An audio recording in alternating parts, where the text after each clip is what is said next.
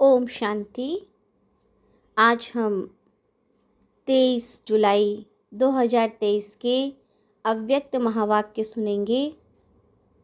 Revise course है 16 मार्च 1995 का। आज की मुरली की हेडलाइन है सर्व प्राप्ति संपन्न आत्मा की निशानी, संतुष्टता और प्रसन्नता। तो आज बाप दादा हमको सर्व प्राप्ति संपन्न आत्माओं की निशानी के ऊपर बता रहे हैं, जिसमें विशेष 2 गुण के बारे में बताएंगे, संतुष्टता और प्रसन्नता।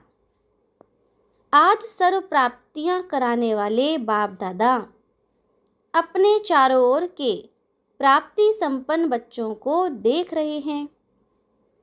सर्व प्राप्तियों के दाता संपन्न और संपूर्ण बाप के बच्चे हैं, तो हर एक बच्चे को बाप ने सर्व प्राप्तियों का वर्षा दिया है। ऐसे नहीं किसी को 10 दिया हो, किसी को 20 दिया हो।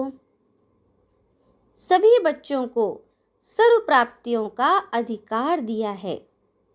सभी बच्चे फुल वर्षे के अधिकारी हैं। तो बाप दादा देख रहे हैं कि हर एक अधिकारी बच्चों ने अपने में प्राप्तियों का अधिकार कितना प्राप्त किया है। बाप ने सर्व दिया है। बाप को सर्वशक्तिवान व संपन्न सागर कहते हैं, लेकिन बच्चों ने उन प्राप्तियों को कहाँ तक अपना बनाया है। बाप का दिया हुआ वर्षा जब अपना बना लेते हैं, तो जितना अपना बनाते हैं उतना नशा और खुशी रहती है। मेरा खजाना है, दिया बाप ने, लेकिन अपने में धारण कर अपना बना लिया तो क्या देखा कि अपना बनाने में नंबरवार हो गए हैं। बाप ने नंबर नहीं बनाए हैं, लेकिन अपने अपने धारणा की यथाशक्ति ने नंबरवार बना दिया है। संपूर्ण अधिकार व सर्व प्राप्तियों से संपन्न आत्मा जो सदा अमृत वेले से रात तक प्राप्तियों के नशे व अनुभव में रहती है, उनकी निशानी क्या होगी? प्राप्ति की निशानी है संतुष्टता। वो सदा संतुष्ट मणि बन दूसरों को भी संतुष्टता की झलक का वाइब्रेशन फैलाते रहते हैं। उनका चेहरा सदा प्रसन्न चित्त दिखाई देगा। प्रसन्न चित्त अर्थात सर्व प्रश्न चित्त से न्यारा। कोई प्रश्न नहीं होगा, प्रसन्न होगा।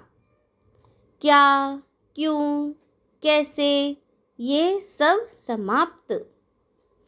तो ऐसे प्रसन्न चित्त बने हो कि अभी भी कोई कोई प्रश्न उठता है कि ये क्या है, ये क्यों है, ये कैसे होगा, कब होगा।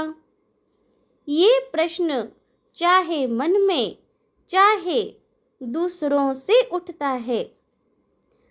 प्रश्न चित्त हो या प्रसन्न चित्त हो, या कभी प्रश्न चित्त और कभी प्रसन्न चित्त। क्या है? वैसे गायन है, अप्राप्त नहीं वस्तु। कोई भी वस्तु ब्राह्मणों के खजाने में। ये किसका और किन ब्राह्मणों का गायन है? आपका है या दूसरे आने वाले हैं? आप ही हो। तो जब कोई अप्राप्ति होती है ना, अप्राप्ति असंतुष्टता का कारण है। अपना अनुभव देखो, कभी भी मन असंतुष्ट होता है तो कारण क्या होता है? कोई ना कोई अप्राप्ति का अनुभव करते हो। जब असंतुष्टता होती है गायन है। अप्राप्त नहीं कोई वस्तु। तो बाप दादा कह रहे हैं, अगर कोई भी वस्तु अप्राप्त है तो असंतुष्टता है, और बाबा के बच्चों के पास तो सब कुछ है, तो संतुष्टता तो होनी ही चाहिए। ये अब का गायन है या विनाश के समय का? विनाश के समय संपन्न हो जाएंगे कि अभी होना है? तो समझते हैं हम सदा प्रसन्नचित्त रहते हैं। कभी भी किसी भी बात में, चाहे अपने संबंध में चाहे दूसरे के संबंध में भी प्रश्न नहीं उठता, सदा संतुष्ट रहते हैं। ऐसी संतुष्ट आत्माएं कितनी होंगी? बहुत हैं। अच्छा, जो समझते हैं सदा प्रसन्न रहते हैं, चाहे माया कितना भी हिलाए, लेकिन हम नहीं हिलेंगे। माया को हिला देते हैं। माया नमस्कार करती है, हम अंगद हैं। माया हार जाती, लेकिन हम विजयी हैं। जो ऐसे हैं वो हाथ उठाओ। सदा शब्द याद रखना, कभी कभी वाले नहीं, बहुत थोड़े हैं, कोटों में कोई है। क्वेश्चन मार्क उठता है ना, क्वेश्चन मार्क डिक्शनरी से निकल जाए, हलचल भी ना हो। कंप्यूटर चलाते हो तो उसमें आता है ना, आपके बुद्धि रूपी कंप्यूटर में सदा फुल स्टॉप की मात्रा आए। क्वेश्चन मार्क आश्चर्य की मात्रा खत्म। इसको कहा जाता है सदा प्रसन्न चित्त। ऐसा प्रसन्न चित्त औरों का भी क्वेश्चन मार्क खत्म कर देता है। नहीं तो स्वयं में अगर क्वेश्चन मार्क है तो कोई भी बात सुनेंगे, देखेंगे, कहेंगे, हाँ ये तो होना नहीं चाहिए, लेकिन होता है। मैं भी समझती हूँ होना नहीं चाहिए, मिक्स हो जाएंगे। उनके प्रश्न को और अंडरलाइन कर देंगे। टेका तो दे दिया ना कि हाँ ये ठीक नहीं है, लेकिन होता है। तो प्रसन्न चित्त उसको नहीं किया, लेकिन और ही प्रश्न को बढ़ा लिया। एडिशन हो गई। वैसे 1 का क्वेश्चन था, अभी 2 का हो गया, 2 से 4 का हो जाएगा। तो प्रसन्न चित्त वाइब्रेशन के बजाय प्रश्न चित्त का वाइब्रेशन ज़्यादा फैलता है। हाँ, ऐसा है, साथ दे दिया। आश्चर्य की मात्रा आ गई ना? हाँ, तो फुल स्टॉप तो नहीं हुआ ना? चाहे अपने प्रति भी, ये मेरे से होना नहीं चाहिए, ये मेरे को मिलना चाहिए, ये दूसरे को नहीं होना चाहिए। तो ये चाहिए चाहिए प्रश्न चित्त बना देती है, प्रसन्न चित्त नहीं। तो सभी का लक्ष्य क्या है? संतुष्ट प्रसन्न चित्त। जिसका प्रसन्न चित्त होता है, बाबा क्या कह रहे हैं? जिसका प्रसन्न चित्त होता है, उसके मन बुद्धि के व्यर्थ की गति फास्ट नहीं होगी। सदा निर्मल निर्माण। निर्माण होने के कारण सभी को अपने प्रसन्न चित्त की छाया में शीतलता देंगे। कैसा भी आग समान जला हुआ, बहुत गर्म दिमाग का हो, लेकिन प्रसन्न चित्त के वाइब्रेशन की छाया में शीतल हो जाएगा। कमजोरी क्या होती है? कैसे आती है? वैसे ठीक चलते हो, अपनी रीति से अच्छे चलते हो, लेकिन जन संपर्क में आते हो। क्या कह रहे हैं बाबा?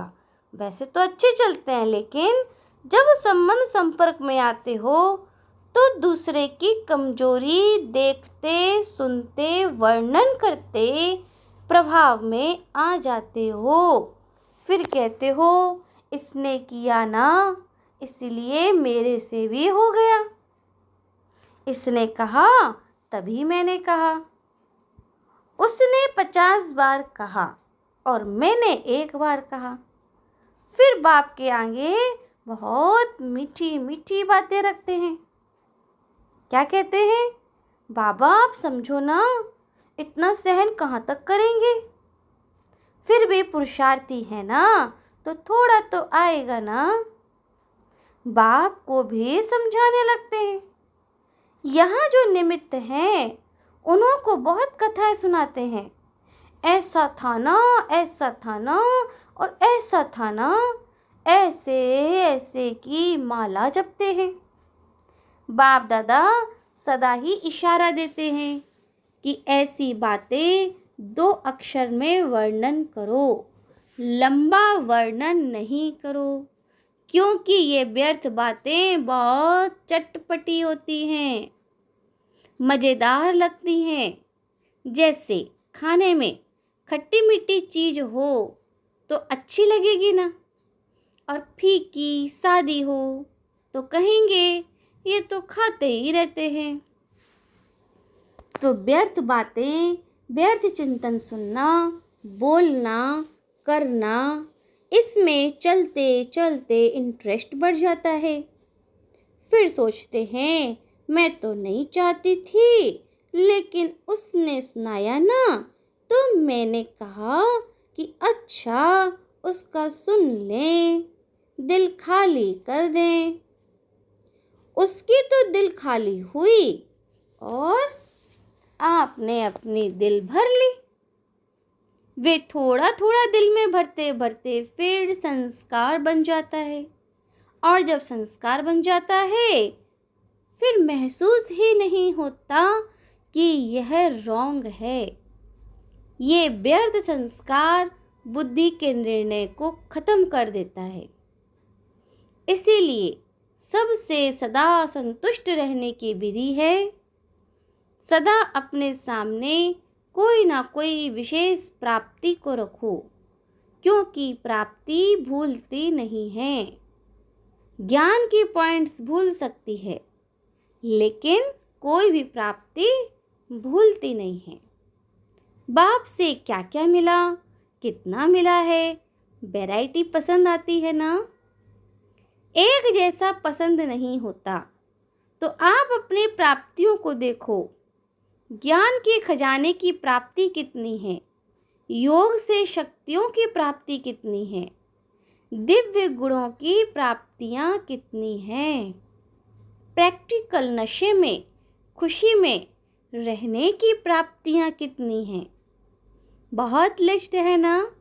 पहले भी सुनाया था कि कभी कोई गुण की प्राप्ति, कभी कोई शक्ति की प्राप्ति सामने रखते हुए संतुष्ट रहो, क्योंकि एक गुण भी अपनाया तो जैसे विकारों का आपस में बहुत गहरा संबंध है।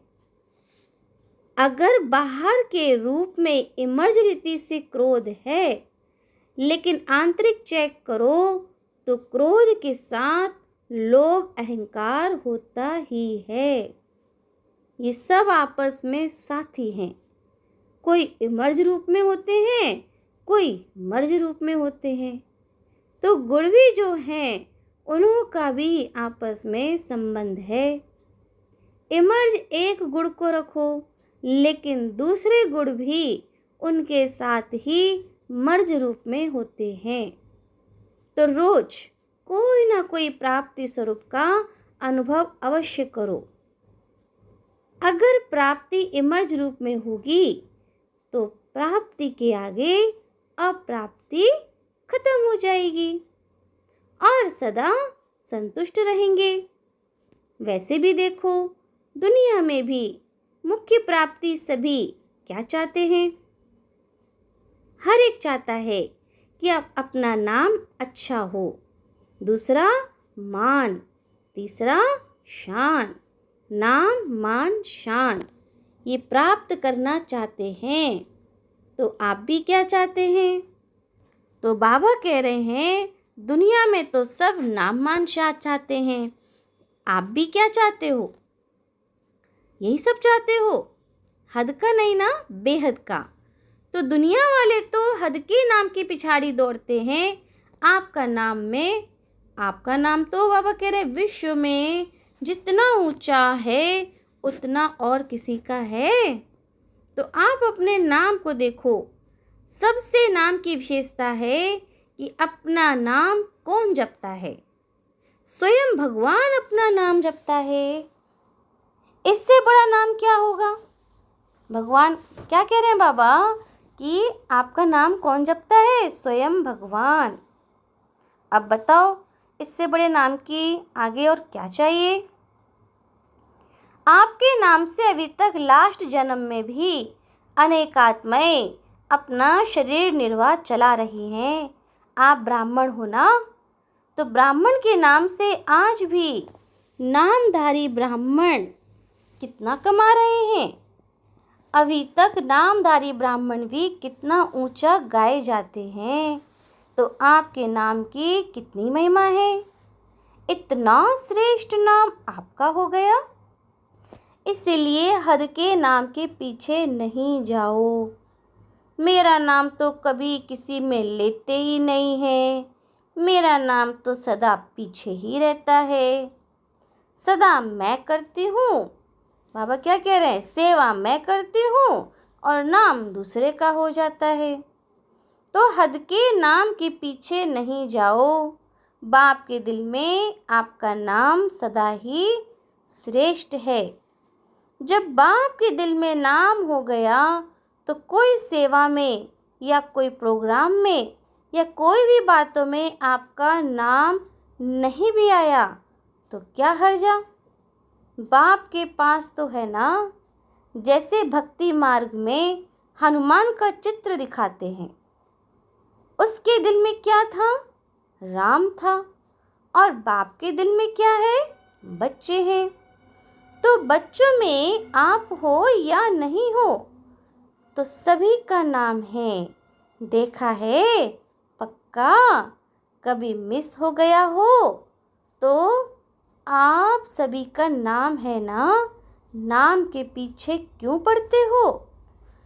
क्योंकि मेजॉरिटी यही नाम मान शान गिराता भी है और यही नाम मान शान नशा भी चढ़ाता है।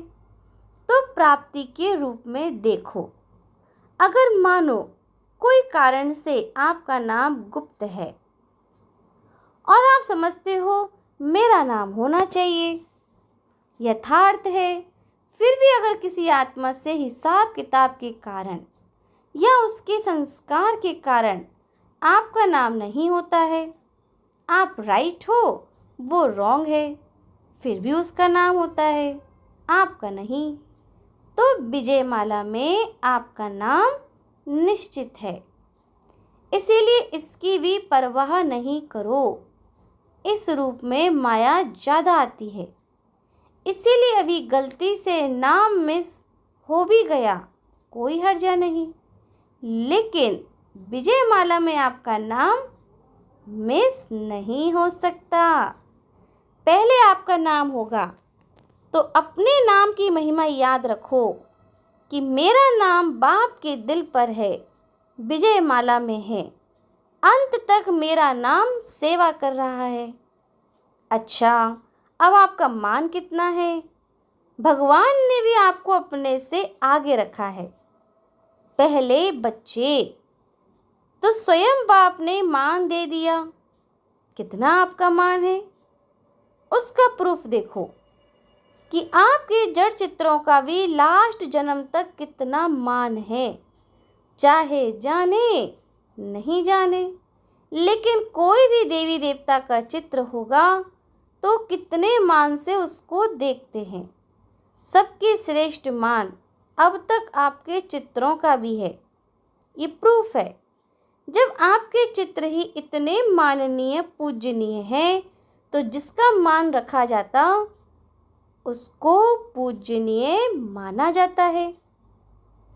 हमेशा कहते हैं ना, ये हमारे पूजनीय हैं, पूज्य हैं। तो प्रैक्टिकल प्रूफ है कि आपके चित्रों का भी मान है।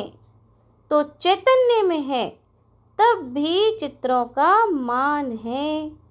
अगर चैतन्य में मान नहीं होता तो चित्रों को कैसे मिलता? तो बाप तो सदा कहते हैं, पहले बच्चे डबल पूजे जाते हैं और बाप सिंगल। कैसे? बाबा तो सिर्फ शिव बाबा के रूप में ही पूजे जाते हैं और बच्चे सालिग्राम रूप में भी और देवता रूप में भी पूजे जाते हैं। तो हो गए ना डबल। तो आपका मान बाप से ज़्यादा हुआ ना, इतना श्रेष्ठ मान मिल गया। तो जब भी कोई हद के मान की बात आए तो सोचना कि आत्माओं का मान क्या करेगा। जब परमात्मा का मान मिल गया तो स्वयं से मत सोचो हम कितना कुछ करते हैं फिर भी मान नहीं देते, पूछते ही नहीं हैं। ये सोचना व्यर्थ है, क्योंकि जितना आप हद के मान के पीछे दौड़ लगाएंगे तो ये हद की कोई भी चीज़ परछाई के समान है। परछाई के पीछे पड़ने से कभी परछाई मिलती है कि और आगे बढ़ती जाती है। तो ये हद का मान, हद का नाम, ये परछाई है। ये माया की धूप में दिखाई देती हैं लेकिन है कुछ भी नहीं। तो नाम भी आपको मिल गया, मान भी आपको मिल गया और शान तो कितना है। अपने एक एक शान को याद करो। और किसने शान में बिठाया? बाबा ने बिठाया। बाबा के दिल तख्त नशीन है। सबसे बड़ी से बड़ी शान राज्य पद है ना। तो आपको तख्त ताज मिल गया है। जो परमात्मा के तख्त नशीन है, इससे बड़ी शान क्या है। तो बाबा ने आज नाम, मान, शान कितना अच्छा स्पष्ट किया और जो हमें मिला वो तो सबसे बेहतर है। कभी कभी निर्णय करने में एक छोटी सी गलती कर देते हो। जो रियल शान है, रूहानी शान है, वो कभी भी अभिमान की फीलिंग नहीं देगा। तो कभी कभी क्या करते हो, होता अभिमान है लेकिन समझते हो ये शान तो अपना रखना चाहिए, इतना शान तो रखना चाहिए। शान में रहना अच्छा होता है, लेकिन शान है या अभिमान है उसको अच्छी तरह से चेक करो। कभी कभी अभिमान को शान समझ लेते हैं, फिर निर्माण नहीं होते। आप अपने शान को रियल समझते हो, लेकिन दूसरे समझते हैं कि ये अभिमान है। तो थोड़ा भी कुछ कह देंगे तो आपको अपमान लगेगा। अभिमान वाले को अपमान की फीलिंग बहुत जल्दी आएगी। जिनके पास अभिमान है, बाबा कह रहे उनको अपमान की फीलिंग बहुत जल्दी आएगी। थोड़ा भी किसी ने हंसी में भी कुछ कह दिया तो अपमान लगेगा। बाबा कह रहे ये क्या है? अभिमान की निशानी। सोचेंगे नहीं तो मैं तो ऐसा हूँ नहीं, ऐसे थोड़ी ही कहना चाहिए। तो निर्णय ठीक करो। उस समय निर्णय में कमी कर देते हो, यथार्थ के बजाय मिक्स होता है और आप उसको यथार्थ समझ लेते हो। तो कहने में आता है कि ये है बहुत अच्छे, लेकिन बोलचाल, उठना बैठना जो है अभिमान का लगता है। तो ये किसी ने कहा तो अपमान की फीलिंग आ जाएगी। स्वमान और अभिमान के अंतर को चेक करो। स्वमान कितना बड़ा है, शान कितनी बड़ी है। उस बेहद के नाम, मान और शान को सदा इमर्ज रखो। मर्ज नहीं, इमर्ज करो। जैसे याद में कभी कभी अलबेलापन आ जाता है, तो क्या कहते हैं, हम तो है ही बाप के, याद क्या करें। लेकिन इमर्ज संकल्प से प्राप्ति का अनुभव होता है। ऐसे ही हर धारणा में अलर्ट रहो, अलवेले नहीं बनो, क्योंकि समय समीप आ रहा है। और समय समीप क्या सूचना दे रहा है? समान बनो, संपन्न बनो। तो समय की चैलेंज को रख देखो और सब प्राप्तियों में संपन्न बनो।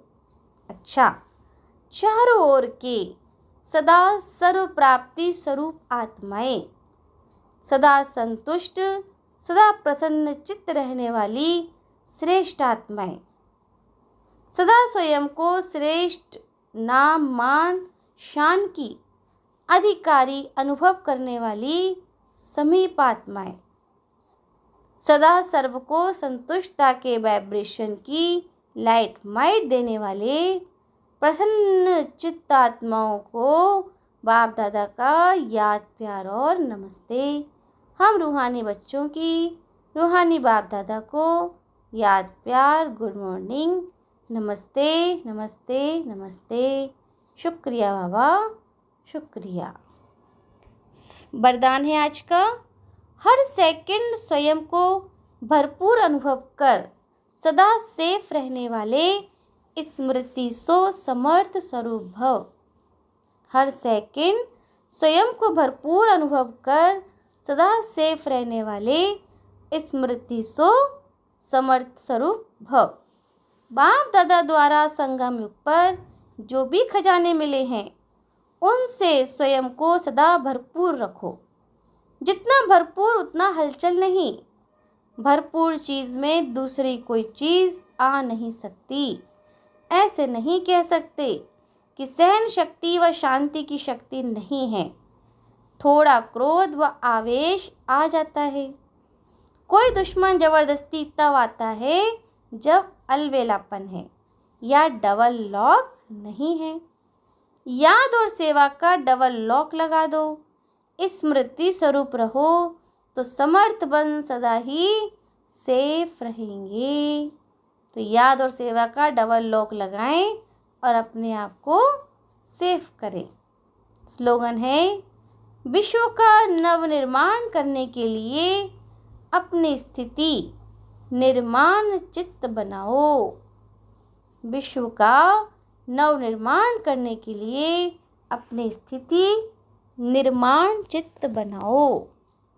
तो आज बाप दादा ने सर्व प्राप्ति संपन्न आत्मा की निशानी बताई कि सदा संतुष्ट रहें और प्रसन्न रहें।